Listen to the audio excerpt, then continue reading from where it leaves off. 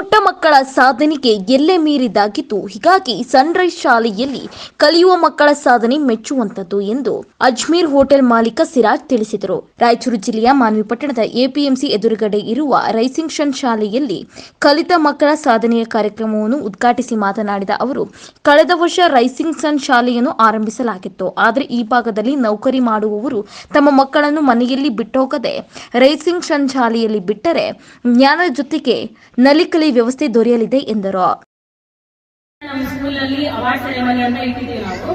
Award ceremony ಅಂದ್ರೆ ಹುಡುಗರು rank ಆಗಿ ತಗೊಂಡಿರ್ತಾರೆ, ಸೆಕೆಂಡ್ ರ್ಯಾಂಕ್, ಥರ್ಡ್ ರ್ಯಾಂಕ್ ಅಂತ ಇರುತ್ತೆ. ನಾವು ಪ್ರತಿ ವರ್ಷ ಆನ್ಯುವಲ್ ಡೇ ಫಂಕ್ಷನ್ ಮಾಡ್ತಿರ್ತೀವಿ. ಈ ಸತಿ ನಾವು ಓಪನಿಂಗ್ ಮಾಡಿ ಈ ಸ್ಕೂಲ್ ನಾವು ಆನ್ಯುವಲ್ ಡೇ ಏನು ಕ್ಯಾನ್ಸಲ್ ಮಾಡಿ ಅವಾರ್ಡ್ ಸೆರೆಮನಿ ಇಟ್ಕೊಂಡಿದ್ವಿ. ಅದಕ್ಕೋಸ್ಕರನೇ ಈ ಅವಾರ್ಡ್ ಅನ್ನ ಡಿಸ್ಟ್ರಿಬ್ಯೂಟ್ ಮಾಡ್ತಾ ಇದ್ದಾರೆ. ತುಂಬಾ thanks to all of parents.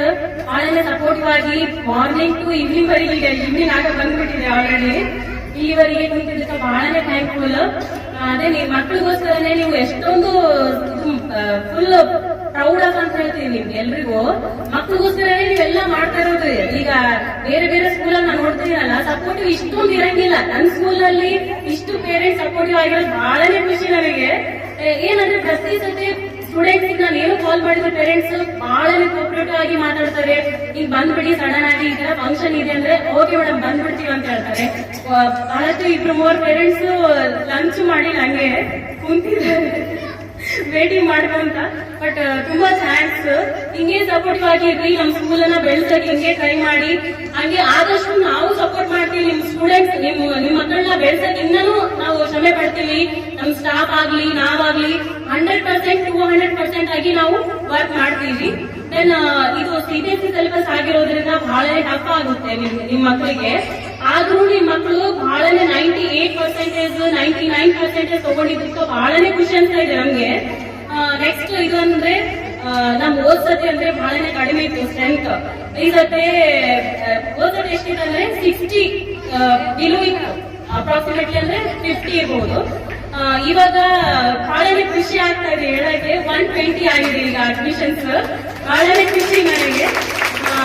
ಈ ತರನೇ ಸಪೋರ್ಟ್ ನೀವು ಇದ್ರೆ ನಾನು ಇನ್ನೂ ಬೆಳೆಯಕ್ ಸಾಧ್ಯ. ನಮ್ಮ ಸ್ಕೂಲು, ನಮ್ಮ ಸ್ಟಾಫ್, ನಾವೆಲ್ಲರೂ ಬೆಳೆಯಕ್ ಸಾಧ್ಯ ಆಗುತ್ತೆ ಅಂತ ನಾನು ಹೇಳ್ತೀನಿ. ಈ ತರನೇ ಬೆಳೆಸಿ.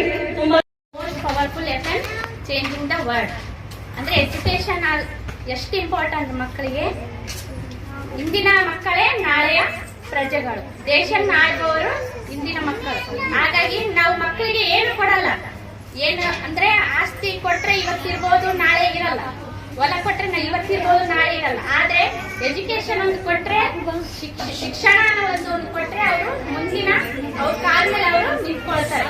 ಹಾಗಾಗಿ ನಾನು ವರ್ಕ್ ಅಲ್ಲಿ ಬಿಸಿ ಇದ್ದೀನಿ, ನಾನು ಟೀಚರೇ. ಹಾಗಾಗಿ ನಮ್ಮ ಮಕ್ಕಳನ್ನ ಜಾಸ್ತಿ ಮೇಂಟೈನ್ ಮಾಡಕ್ ಆಗಲ್ಲ. ಹಾಗಾಗಿ ನಾನು ರೈಸಿಂಗ್ ಸನ್ ಸ್ಕೂಲಲ್ಲಿ ಹಾಕಿದೆ.